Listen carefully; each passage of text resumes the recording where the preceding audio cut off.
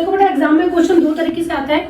CBSE 10th की अगर हम बात करते हैं, आपके पास चॉइस वाली टिक नहीं आएगी कि आप टिक लगा के आंसर कर लें, आप लोगों को आंसर खुद लिखना होगा। एक तो आपका क्वेश्चन ही बन गया, डेफिनेशन आपको सबकी पता होनी चाहिए, एक एक एग्जांपल सबका पता होना चाहिए कि सरल वाक्य किसे कहते हैं, इसका एक एग्जांपल, संयुक्त वाक्य किसे कहते हैं, इसका एक उदाहरण बताओ, मिश्र वाक्य किसे कहते हैं, इसका एक उदाहरण आप लोगों को पता होना चाहिए। सेकंड हमारे पास क्या चीज आती है, वाक्य का रूप बदलना। उससे पहले हमारे पास क्वेश्चन जो आता है उसमें कई बार क्वेश्चन आता है रचना के आधार पर वाक्य भेद बताइए। फॉर एग्जाम्पल मैं आप लोगों के सामने क्वेश्चन लिख देती हूँ, पक्षी उड़ रहे हैं, ठीक है।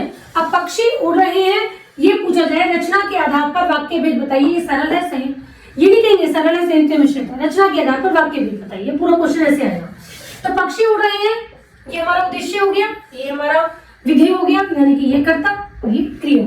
एक उद्देश्य एक विधेय एक ही में होता है, लास्ट क्लास में मैंने आप लोगों को बताया था सरल वाक्य है। तो ये रचना के आधार पर वाक्य का कौन सा भेद है, सरल।